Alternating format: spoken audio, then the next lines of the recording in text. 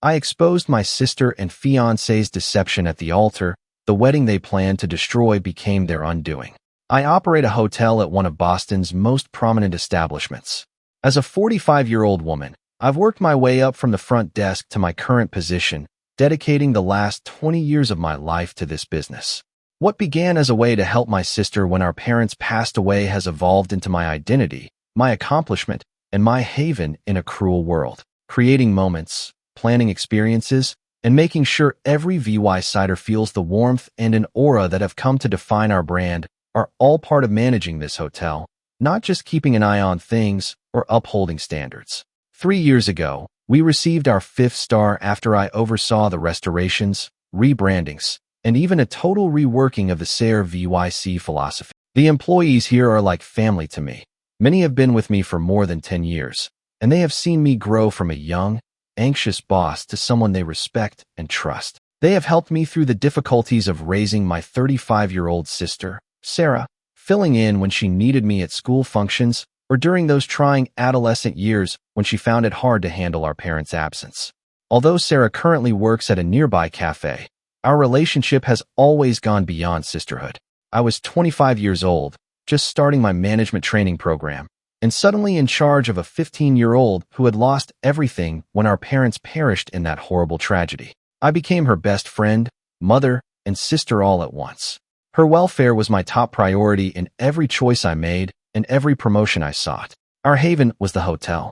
Sarah would complete her homework in my office during school breaks, while conversing with the housekeeping staff and picking up French from our seasoned concierge. As she became older, she would assist at the front desk at peak times, and our frequent VY Siders loved her for her inherent charm. Despite the difficulties of those years, we managed to put a life together out of the pieces of our broken family. I was never interested in romance. Dating felt like an extra hassle between running the hotel and making sure Sarah had everything she needed. There were fleeting flirtations at industry gatherings and sporadic dinners with business associates, but nothing that ever seemed worth pursuing. My employees would make jokes about putting me up, but I consistently refused. I would tell them that Sarah was my child and the hotel was my husband. When 43-year-old DVYD arrived at our hotel 3 months ago, everything changed. The way he VYE'd everything made him stand out right away, not only because of his custom-made suit or his quiet assurance. The majority of our affluent guests were too preoccupied with their phones or their own significance to pay much attention to their surroundings. DVYD watched. He praised the delicate lighting that took me months to perfect, remarked on the vintage molding we kept throughout restorations, and pointed out the fresh flowers in the foyer. During check-in, he said, "Your attention to detail is extraordinary," his eyes looking directly into my eyes. Even though I've stayed in hotels all over the world, this one is unique. You can sense the thought that goes into each detail. Those remarks struck a chord with me because they recognized the hotel's thoughtfulness and effort in addition to its beauty. When he inquired about nearby eateries, I found myself offering not only the customary suggestions, but also my own personal picks, the undiscovered treasures I came upon on late-night strolls following especially trying days. We fell into what seemed to be a natural pattern throughout his 3-night VY sit. After his meetings, he would come back to the lobby lounge every evening, where he was in an ideal position to strike up a discussion with me whenever I walked by. He inquired intelligently about my professional background, the hotel's past, and my future goals.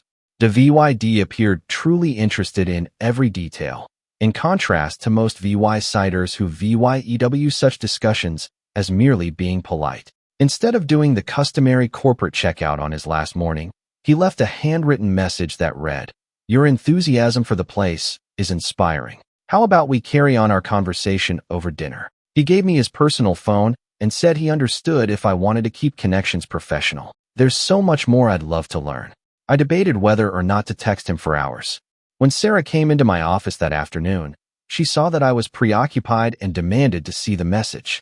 "You have to call him." More excited than I had seen her in years, she exclaimed. "When was the last time someone actually took the time to get to know you, not just your job?" Everything changed after that first dinner. Similar to my enthusiasm for hospitality, the VYD talked passionately about his work in investment banking. Just as I saw the delicate dance of managing a premium hotel, He explained complicated financial tactics in a way that made them sound like art. He listened to my mention of my parents with sincere compassion, offering his own stories of resiliency and loss.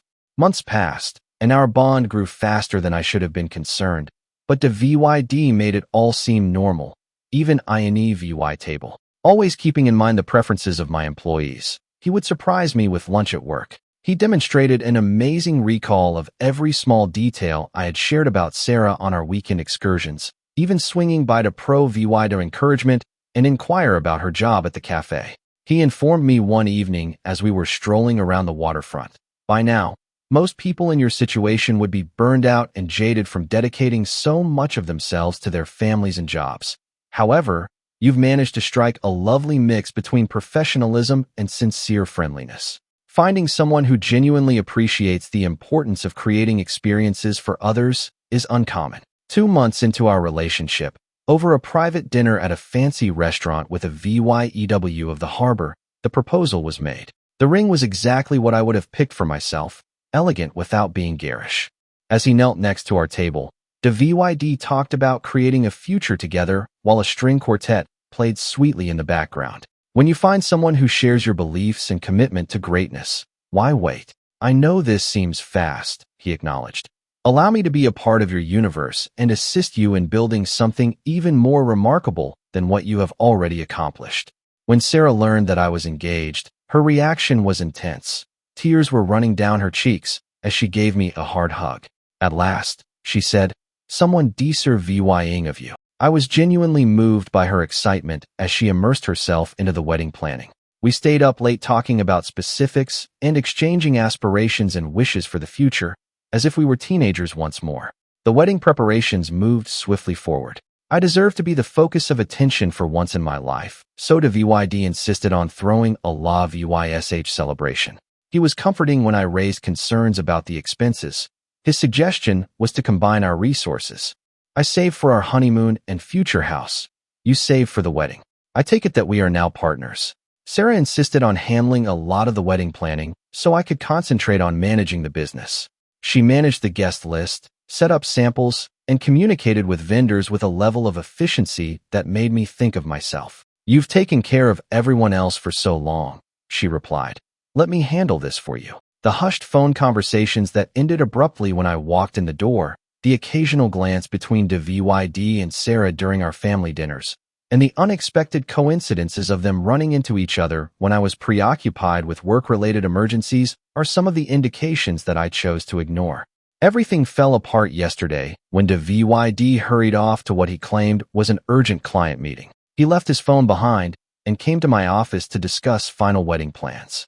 The notifications lit up the screen as the cell phone continued to vibrate with incoming texts. I didn't intend to pry, but I noticed a pre-VYEW of a message. "My darling, I can't wait until tomorrow." She won't be aware of what struck her. Sarah was the sender.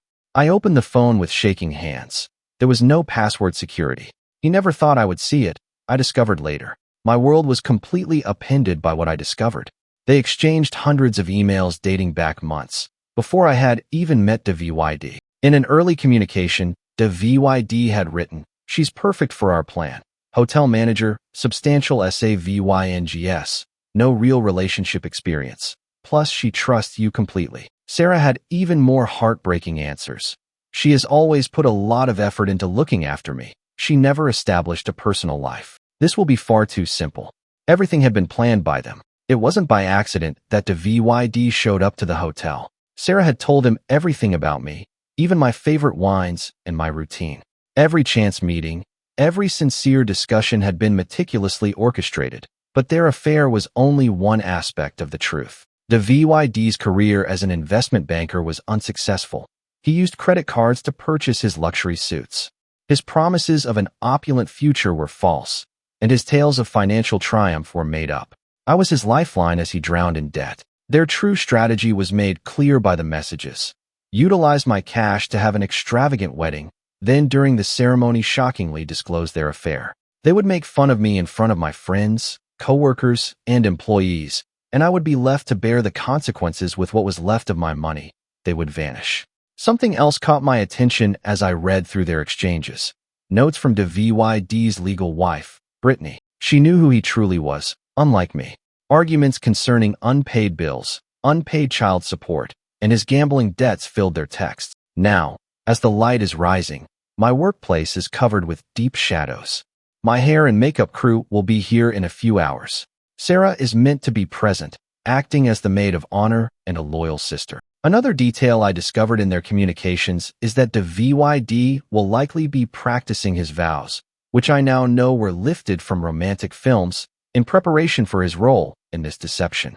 The location, catering, and flowers for this wedding cost all of my life SAVYNGS, which I have been SAVYing for the past 20 years while raising Sarah, sending her to college, and helping her pursue her dream of owning her own cafe. However, a peculiar serenity has descended upon me as I sit here and watch the early morning light dance across the hotel lobby, to which I have devoted my life. They believed they were taking advantage of me by betraying my love and confidence. They failed to remember that I wasn't naive. To get to where I am now, I've managed one of Boston's most prominent hotels for 20 years, and over that time I've learned how to deal with crises, transform setbacks into opportunities, and above all play the long game. I have been on the phone for the past several hours to my lawyer, who has been diligently documenting everything and preparing the required legal measures, to Brittany, who needs to know what her husband is plotting, and to the hotel security team, who have always been more than just employees to me. They are the family I selected, and they have already taken some action. Today, a very different kind of ceremony will take place in the exquisite ballroom, where I have planned many flawless weddings for other ladies. I will benefit from every detail they intend to use against me. Everything will go exactly as planned, just not in the way they had hoped. This includes the 300 VY ciders, the costly decor, and the meticulously scheduled timing. I get a little depressed when I see the bridal gown hanging in my workplace because of the dreams it symbolized. However, such fantasies were based on false information, and I've always valued harsh realities over lovely lies. In front of everyone I know and admire, Sarah and DeVYD intended to make a scene that would stick in my memory. Their goal was to make my wedding day a grand event. I've worked my entire career planning flawless events, and this one won't be any different. Things won't go as planned for DeVYD and Sarah tomorrow. They're going to have exactly what they wanted, a wedding to remember. After all, I've learned one important lesson in my 20 years of hotel management. Although the client isn't always right, they always receive what they are entitled to. The city is now painted in tones of gold as the sun has fully risen. Time to get ready for the once-in-a-lifetime performance. They believe they were the show's directors, but they are going to find out who actually controls this establishment. In contrast to them, I never let my audience down. Update this morning. Brittany showed up at my hotel office. She produced a stack of financial paperwork, including EVY Denke of DeVYD's debts, unpaid child support, and the loans he had taken out using their shared assets as security. She was a composed woman in her early 40s with a calm intensity that mirrored mine. She put the documents on my desk and added, "He's been doing this for years, spread elaborate stories about his wealth, targeting successful women, but this is the first time he's worked with an accomplice." I mentioned Sarah's involvement, and her voice caught a little. The following hour was devoted to going over messages and contrasting timings. The holes in my discovery were filled by Brittany's record.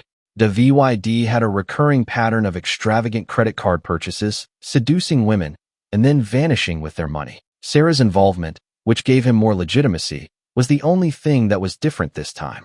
After that, my lawyer showed up and went over everything we had collected. "This isn't just fraud," she clarified. "She has already prepared emergency petitions to freeze accounts and stop any attempts to transfer funds, saying it's a conspiracy. And with the EVY Denke of their planned public humiliation, we can add emotional distress to the charges." Both of them continued to send messages throughout the morning. Sarah texted to say that she was happy to pick up the flowers. Fake concern filled DeVYD's voice as he called twice to discuss last-minute plans.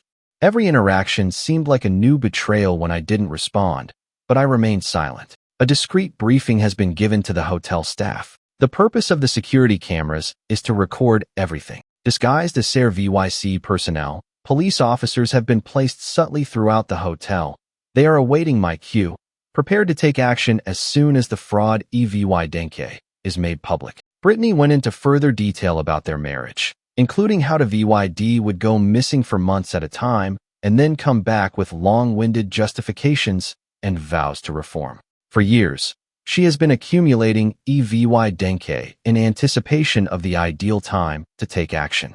It was like GIVYing her the last puzzle piece she had been attempting to complete when I contacted her last night. The cosmetics artist set up in my own suite an hour ago. In an apparent attempt to coordinate with DVYD for their big performance, Sarah texted that she would be late. A lovely reminder of how quickly fantasies may be turned into a weapon is the bridal gown hanging ready. When DVYD's parents first arrived, they had no idea what their son really was. The reporters I reached out to pretend to be wedding photographers, eager to capture every moment. DVYD will not be aware of Brittany's presence until the ideal time, as she will be seated in the front row. The required paperwork has been prepared by her lawyer for prompt action. The frequency of Sarah's messages is increasing, and there is a tinge of anxiety in them. "Are you all right?" she inquires. "You seem distant." If it weren't so terrible, the irony of her worry would be funny. This is the result of 20 years of sisterhood, though not for the purpose they intended. The location is turning into the ideal stage instead. Every detail they plan to embarrass me would double as the background for their publicity. When I look at my reflection in the office window, I see someone who has spent decades controlling chaos rather than a VY Tim. They believed they were planning the ideal scam, but they would soon discover who was actually in charge of this operation. Update 2. Just now, the makeup artist completed her job. This isn't the bridal preparation I had envisioned, and every brush stroke serves as a reminder. My mirror displays expertly done makeup and flawless contouring. They expect me to be a blushing bride, and I look just that. When Sarah did show up, she rushed into the bridal room with an armful of flowers and that phony smile that I can now see clearly. She embraced me with what seemed like real warmth and said, "You look stunning." How long has she been this skilled at acting? As I observed her in the glass, she started to fiddle with my veil and talk about last-minute things. As her eyes met mine in the mirror, she remarked, "It's unbelievable that my big sister is finally getting married. You deserve this happiness for everything you've done for me." If it weren't so tragic, her performance's bravado would be stunning. All morning, DVYD has been sending texts that are meticulously crafted to keep up his facade until the very end, such as "Can't wait to see you, love," and "Just a few more hours until forever begins." According to his most recent communication, his parents are excited to have me join their family. The hotel's huge ballroom has been renovated just as planned, with 300 chairs precisely placed, crystal chandeliers glittering, and white roses all over the place. Only a few members of my team are aware of what is actually going to happen, but they work quickly through the preparations. DVYD won't notice Brittany until it's too late because she is already positioned, sitting quietly in a corner. A few minutes earlier, her lawyer showed up with paperwork. The police officers who are pretending to be employees have verified their identities. Sarah never stops attempting to spend meaningful time with me. "Do you recall the time we spent planning your wedding as children?" As she adjusted my clothing, she inquired. She is correct in one regard. This will undoubtedly be more remembered than those childhood fantasies. This is even better than anything we imagined. I can see VY Siders coming in through the window of the suite. Acquaintances I've known for decades, co-workers from the hotel business, and even some of my frequent VY Siders who have grown to be like family. They're all decked out in their best attire, anticipating a love celebration. Rather, they will witness a very other event. In the foyer, DVYD's parents are welcoming VY Siders, and his father is gushing over his son's prosperous investing business. Their world will soon fall apart just as thoroughly as mine did yesterday. The string quartet is getting ready and rehearsing in the wedding march, which will never come to its customary end. I just received confirmation from my lawyer that everything is set up legally. As soon as DVYD and Sarah take action, a series of unanticipated events will begin. Sarah continues to be the loyal sister by assisting me with my sneakers. She squeezed my hand and asked, "Are you nervous?" I forced a tiny grin, realizing how accurate she was about the a VY tie of what was about to happen. It's normal to be quiet before such a big moment. We have 30 minutes till the ceremony starts, according to the wedding coordinator's recent signal. Sarah excused herself to inquire about a few things, most likely to finalize plans with DVYD. Today, I'm by myself in the bridal suite, surrounded by the mementos of what ought to have been the most joyous day of my life. They'll discover in half an hour how justified their dread of my attention to detail was. Update 3. I started walking down the aisle as the wedding march got underway. The VYD played his role as the successful, attractive groom, filled with emotion as he stood at the altar. The scenario briefly resembled the fairy tale conclusion they had intended to ruin. Sarah, still wearing her maid of honor outfit, came forward. As I was halfway to the altar, she said, "I'm sorry, but I can't let this continue," her voice echoing over the flawless acoustics of the ballroom. The VYD and I are in love. I'm carrying his child. The audience's gasp was precisely what they had hoped for. Just as expected, the VYD's face changed from that of a stunned groom to that of a regretful lover. I recognized that they had practiced this moment. Their spectacular surprise had been meticulously arranged. The VYD said, walking over to me, "Grace, you've been nice to us, but Sarah and I dash." My voice was clear and calm when I interrupted. I motioned toward the rear of the room, and the big screens that had been used for wedding pictures came to life. "Let me handle the announcements from here." The meticulous preparation, the premeditated deception, the jokes about my confidence, and their planned betrayal were all VY Cybele in magnified form. Brittany got up from her chair and walked slowly in the direction of the altar. The VYD's expression turned pale. She said, "Hello, darling," her voice piercing the startled quiet. "Surprised to see your wife here?" There was another round of gasps when the word "wife" reverberated around the ballroom. The policemen who had been pretending to be employees took their places with paperwork in hand. My attorney came forward. Financial information started to slide on the screens. The theft, the fraud, the complex strategy they had to VY said. VYD Thompson, declared the lead detective. "You are being held on charges of grand theft, fraud, and conspiracy. Miss Sarah Anderson, please remain where you are."